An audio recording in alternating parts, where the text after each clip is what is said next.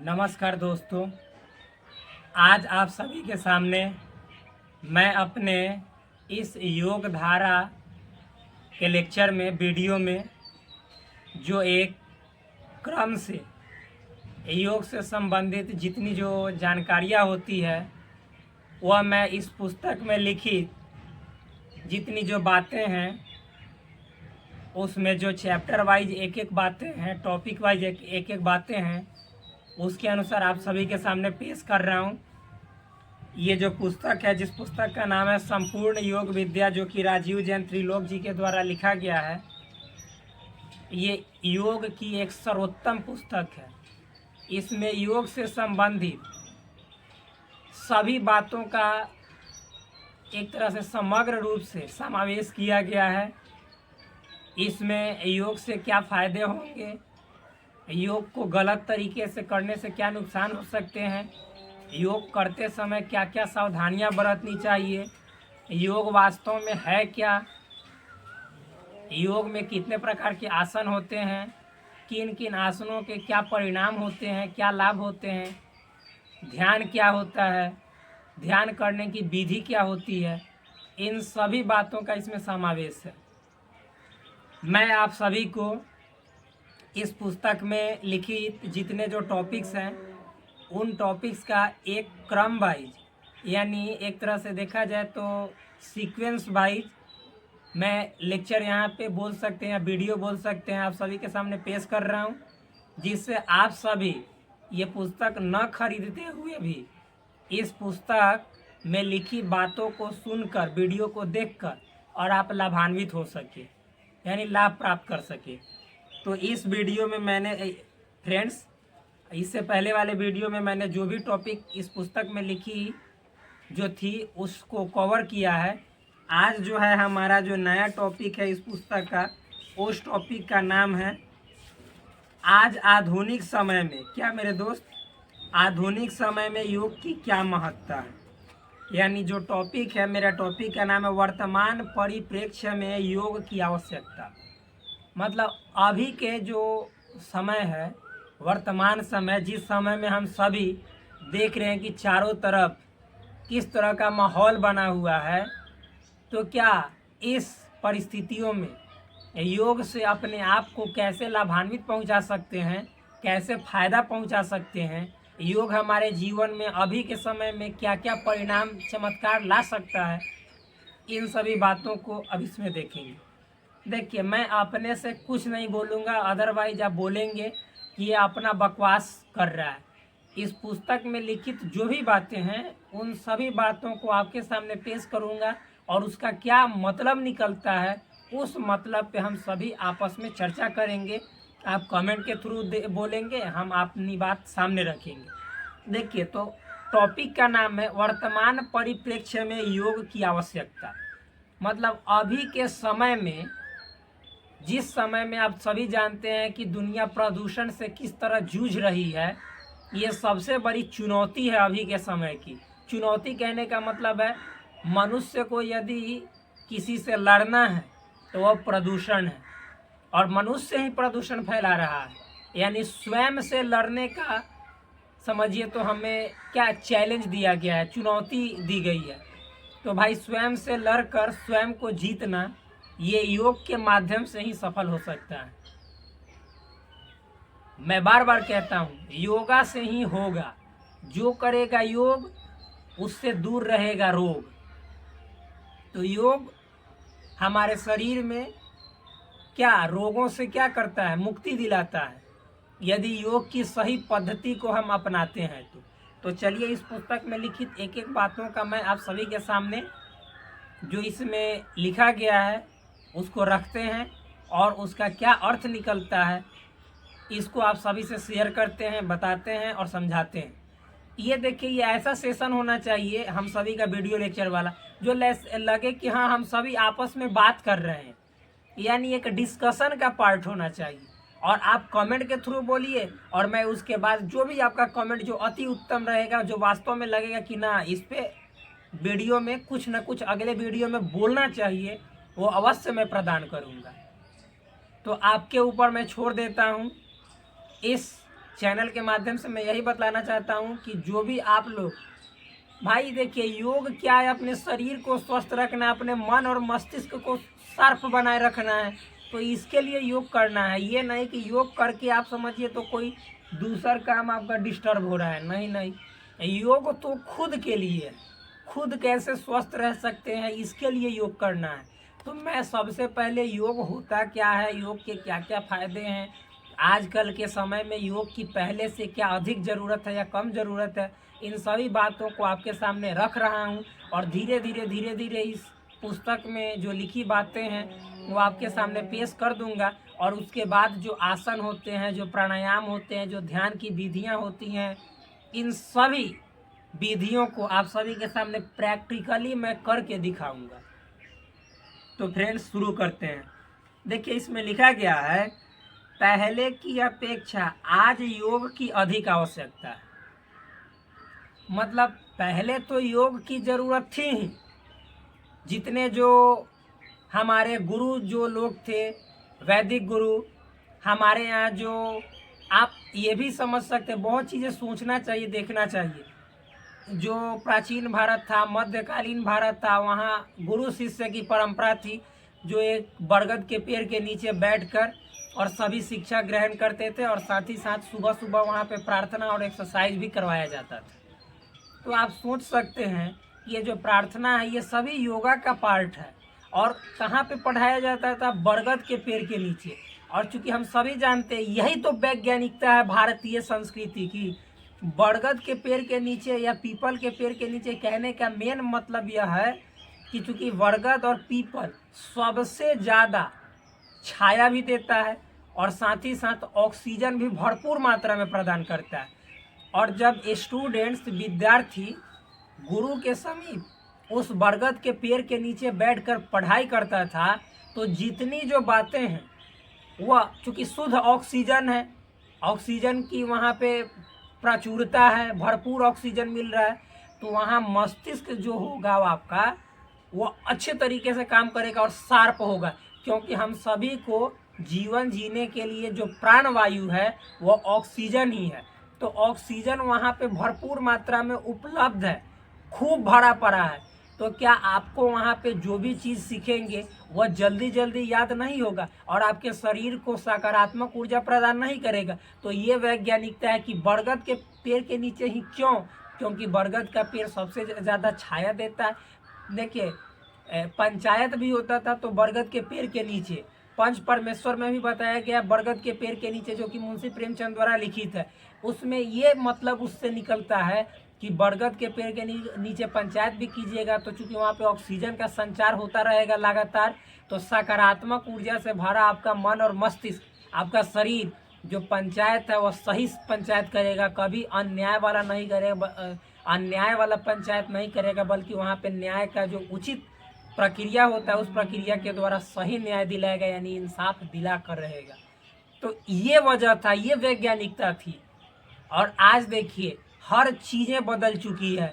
School building का building मतलब कि समझिए तो बन चुका है, उस बिल्डिंग में आप तह के नीचे पढ़ाई कर रहे हैं, जहाँ पे ना तो चारों तरफ से ऑक्सीजन का संचार हो रहा है न कुछ हो रहा है।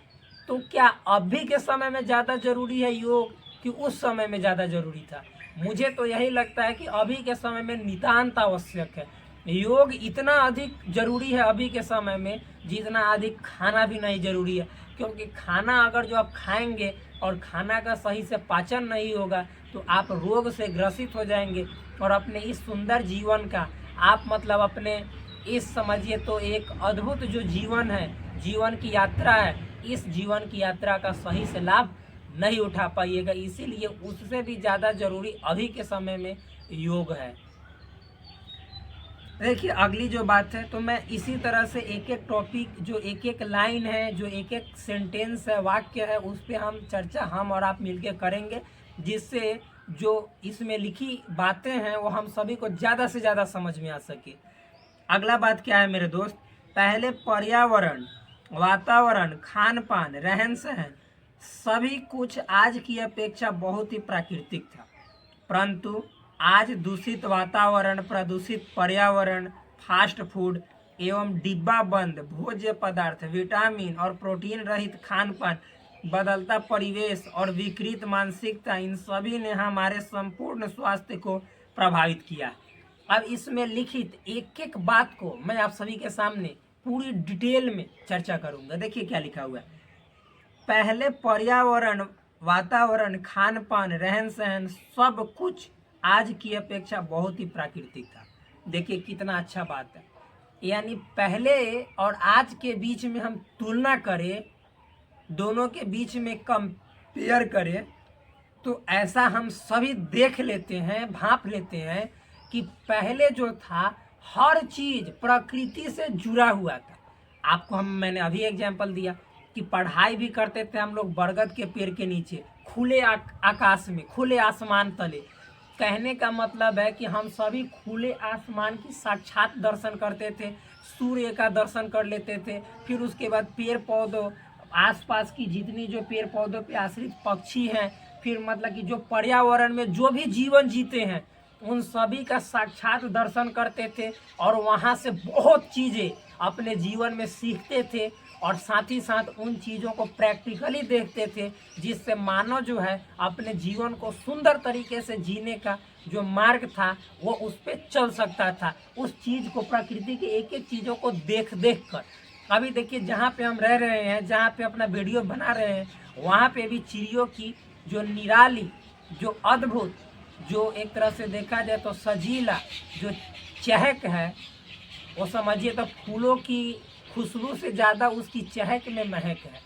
इतना सुंदर आवाज़ है, आप सुन रहे होंगे। तो फ्रेंड्स, तो अभी हमने बोला कि पहले में, जो पहले के समय की बात की जाए तो पहले पर्यावरण में क्या थी, हर चीज़ें हम लोग प्रकृति से जुड़ कर करते थे। घर भी बनता था तो देखिए जो मड़ई होता है, मड़ई जिसको बोलते हैं फूस का, यानी जंगल से ही, उसी जंगल का हम लोग जाते थे और उसको काट कर लाते थे और फिर खड़ जिसको बोला जाता है, मड़ई, उससे बनाते थे और वही हमें शीतलता प्रदान करती थी। यानी पूरा तरह से हम नेचर से जुड़े थे। आज की तरह बिल्डिंग नहीं था और पेड़ों को कटाई नहीं की जा रही थी। जिस तरह से आज अंधाधुंध पेड़ों की कटाई की जा रही है, उस तरह से पहले कुछ भी नहीं हो रहा था। तो पहले तो हम लोग सबसे ज़्यादा प्रकृति से दोस्ती किए हुए थे। सबसे बड़ा हम लोग का दोस्त ही नेचर था और आज वही दोस्त दुश्मन बन गया है। तो अभी के समय में पहले खान पान भी क्या था, पूरी तरह से नेचुरल था। हम लोग क्या, जो अपने खेतों में जो उपजता था और उसमें भी खाद नहीं डाला जाता था। ये वीडियो आपके लिए इतना इम्पोर्टेंट है, इतना ज़रूरी है कि इसमें बहुत सारी बातों को आप सभी के सामने पेश किया जाएगा, जानकारी आपको मिलेगी नई नई बातों का। तो देखिए पहले जो था वातावरण भी शुद्ध था, प्रकृति पूरी तरह से शुद्ध थी, पेड़ पौधों की संख्या अधिक थी, भरपूर ऑक्सीजन था। उस समय थोड़ा योग कम भी करते तो चल बन जाता और इसी कारण उस समय लोग केवल खेतों में जाते थे और खेतों में अपना काम कर लेते थे, तो उनका शरीर पूरी तरह से स्वस्थ रहता था और अधिक दिन तक बिना रोग के, यानी निरोग पूर्वक जीवन जीते थे, यानी निरोगी थे। और आज हम लोग देखिए इतने क्या भौतिकवादी दुनिया में जी रहे हैं, हर चीज़ें मशीन कर रहा है, हम सभी आराम कर रहे हैं और देखिए बीमारी को कितना अपने घर ला रहे हैं।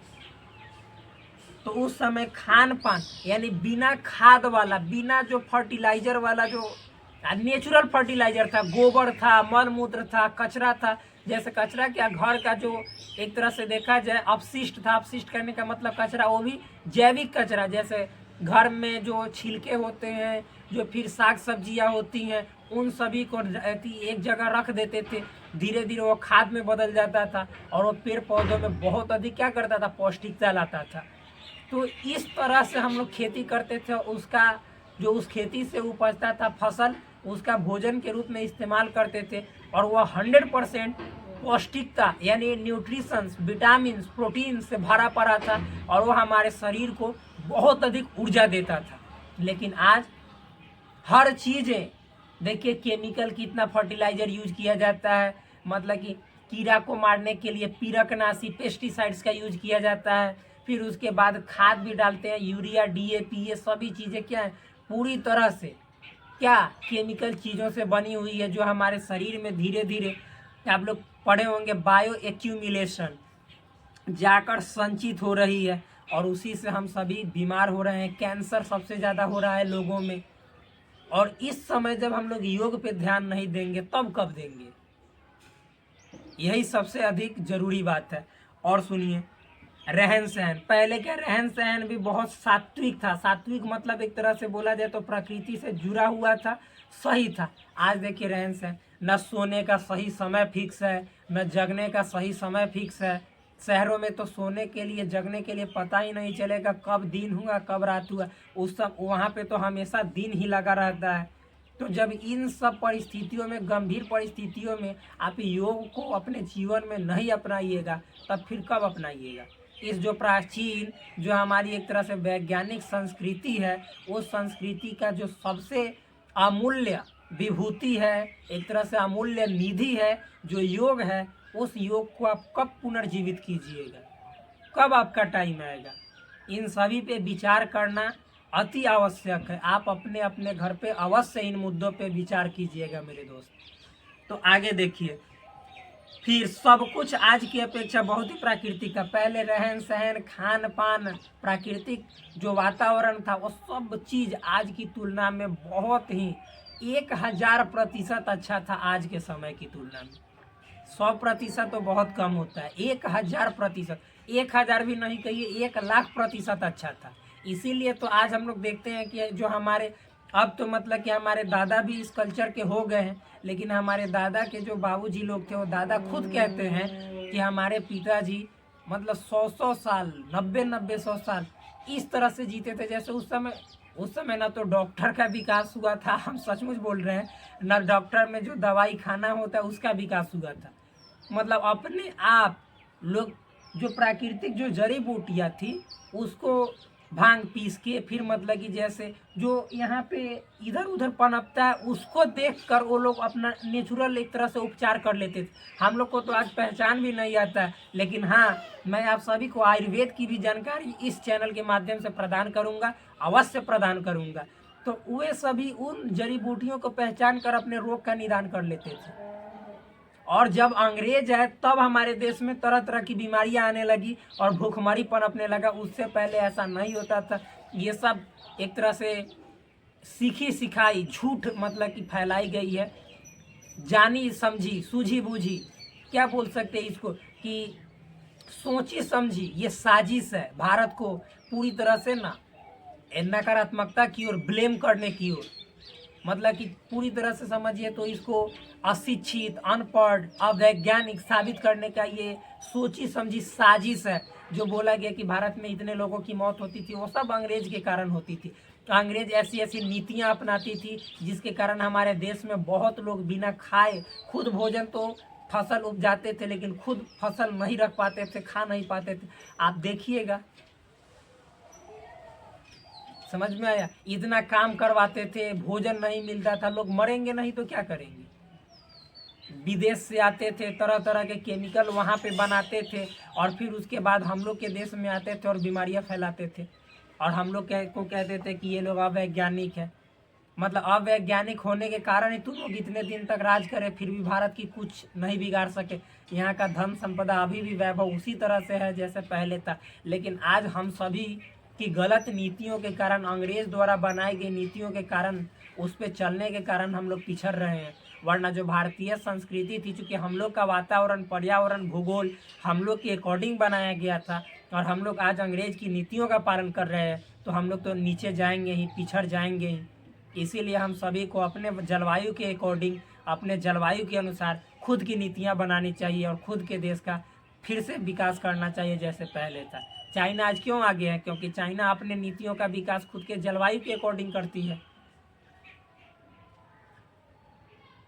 इस तरह से वहाँ पे सभी बच्चों को ट्रेनिंग दिया जाता है, टेक्नोलॉजी सिखाया जाता है। यहाँ पे कुछ नहीं है, सब किताबों में लिखित है, प्रैक्टिकल धरातल पे यानी सच्चा ज़मीनी हकीकत क्या है ये सब आप जानते ही हैं। तो चलिए हम लोग यहाँ पे आते हैं। फिर लिखा हुआ है, परंतु आज दूषित वातावरण, प्रदूषित पर्यावरण, फास्ट फूड एवं डिब्बा बंद भोज्य पदार्थ, विटामिन और प्रोटीन रहित खान पान, बदलता परिवेश और विकृत मानसिकता, इन सभी ने हमारे संपूर्ण स्वास्थ्य को प्रभावित किया है। आज लेकिन देखिए क्या, आज हम सभी जानते हैं कि जो पर्यावरण पहले प्राकृतिक था, इतना स्वच्छ वातावरण में हम लोग जी रहे थे, चारों तरफ पेड़ पौधा दिखाई दे रहा था, चिड़ियों की चहकती आवाज़ सुनाई दे रही थी। आज वही चिड़ियों की चहकती आवाज़ समझिए तो पहले की अपेक्षा हम लोग सुनने के लिए तरसते हैं। पेड़ ही नहीं है, उसका आवाज़ को ख़त्म कर दिया गया, क्योंकि चिड़िया जो हैं, पक्षी जो हैं पेड़ पर तो ही रहते हैं। यहाँ तक कि जो जंगली जानवर थे, जो हम लोग बहुत ऐसे जानवर को ऐसे ही देख लेते थे सीधे, आज वो भी समाप्त हो गए। क्योंकि आज आप सुन ही रहे होंगे कि पर्यावरण का कितना गंभीर समस्या है। भारत देश में ही दूसरे देशों से चीता लाया जाता है, खुद का चीता कब का विलुप्त हो गया, नष्ट हो गया। तो ये सब क्या है? ये सब पर्यावरण का ह्रास है, और पर्यावरण का ह्रास खुद मानव उसके लिए जिम्मेदार है। और जब मानव जिम्मेदार है तो इतना पर्यावरण का ह्रास है, और इस ह्रास में हम लोग अपने प्रकृति से जुड़ने का प्रयास नहीं करेंगे, योग को अपने जीवन में नहीं अपनाएंगे, तब तो फिर हम लोग हॉस्पिटल का चक्कर तो बार बार लगाते रहेंगे। आज आप लोग अक्सर सुनते होंगे, बहुत सारी रिपोर्टें निकलती हैं, जिन रिपोर्टों में सुनते होंगे कि भारत में इस रोग के इतने मरीज हैं, इस रोग के इतने मरीज हैं। ये सभी क्या है? ये सभी चीज़ें दर्शाती हैं कि आप स्वस्थ नहीं हैं।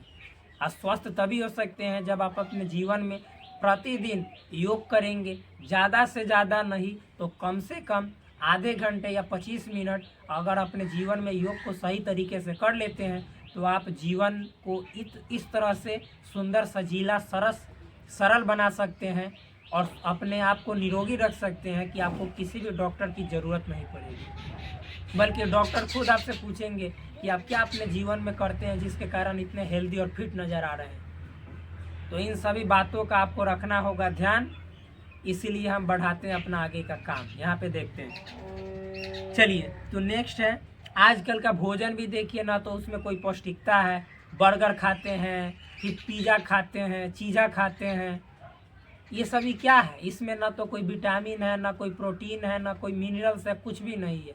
बल्कि क्या है वो, और हमारे शरीर को भद्दा बनाता है और रोगों का जड़ होता है। उसी के कारण रोग इतने बड़े लेवल पे फैलता है, माइंड खराब होता है, विकृत हो जाता है, जो मानसिक शक्ति होती है वह क्षीण होने लगता है। आजकल देख रहे हैं मानसिकता जो इतनी गिर गई है कि सड़क पे चलते चलते मर्डर हो जा रहा है, लूट मची है, रेप हो जा रहा है। ये सभी चीज़ें क्या है?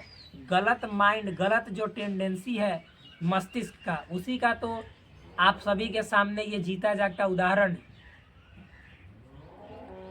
तो योग का आजकल के जीवन में, आजकल के परिप्रेक्ष्य में कितना महत्ता है, कितना इम्पोर्टेंस है, आप अवश्य समझते होंगे इन सभी बातों को सुनकर।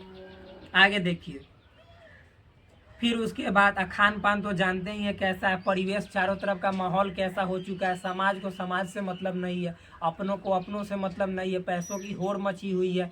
तो इसकी चिंता योग में ध्यान के माध्यम से पूरी तरह से समाप्त हो जाती है, और मनुष्य एक इस तरह से जीवन जीने लगता है कि उसको लगता है कि नहीं नहीं, अंततः हमारा जो लक्ष्य है वह मोक्ष प्राप्त करना है, और मोक्ष के बाद तो हर चीज़ें यहाँ पे छूट जाती हैं, उसका हमको कोई लेना देना है रहता नहीं है। तो फिर हम लोग क्या करते हैं, उस समय योग पे जब हम आते हैं तो लोग से मतलब हो जाता है, यानी हम अपने जीवन में एक दूसरे से मतलब रखें और एक दूसरे के व्यवहार की तारीफ करें। गलत व्यवहार है तो उसे उचित व्यवहार की ओर अग्रसर करें, और सभी एक साथ मिलजुल कर रहने के तौर तरीकों से अपने जीवन को सुंदर बनाएं। तो ये योग सिखलाता है।